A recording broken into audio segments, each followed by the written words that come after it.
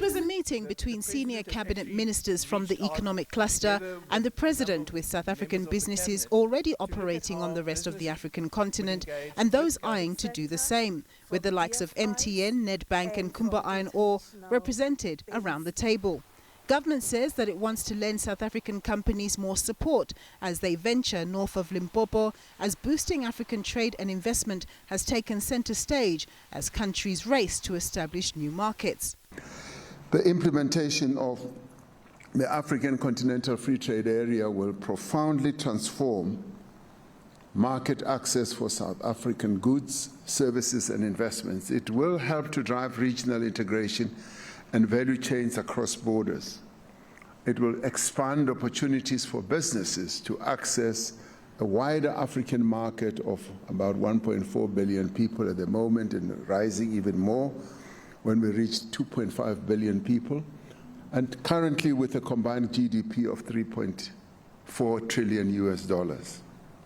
Given the economic potential for growth and development and the enhancement of people's lives, local business is excited that the government wants to help improve their experiences in the rest of the African continent by listening to their concerns, and says that the South African G20 presidency is a pivotal moment for the rest of the continent. We carry this presidency of the G20 not just for ourselves as a country on the continent, but we carry it for the continent as a whole. And I think this evening's deliberations carry all the more weight because of that. It is the responsibility that we have as a regional economy and as one of the strongest economies on the continent to play a role to build regional collaboration, cross-border trade, and to continue building on strong policy and a legislative environment that will foster ongoing investment. Local development finance institution, the Industrial Development Corporation, says this is an important moment for the African continent and is doing its bit to enhance trade and investment across the continent to fulfill its mandate of contributing to economic growth and boosting livelihoods through job creation. The corporation has seized the opportunity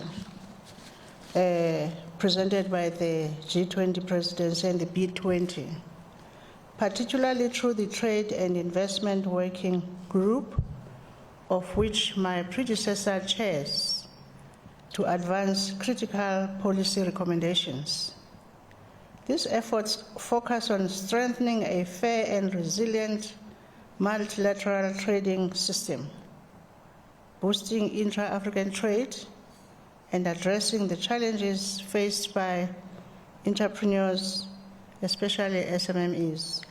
President Ramaphosa noted that the government and the private sector had worked well together in spearheading structural reform processes here at home, adding that it was imperative that they work together to ensure that South Africa remains the gateway to the rest of Africa and critical in powering its growth and development. Nampumela Losiziba, SABC News, Johannesburg.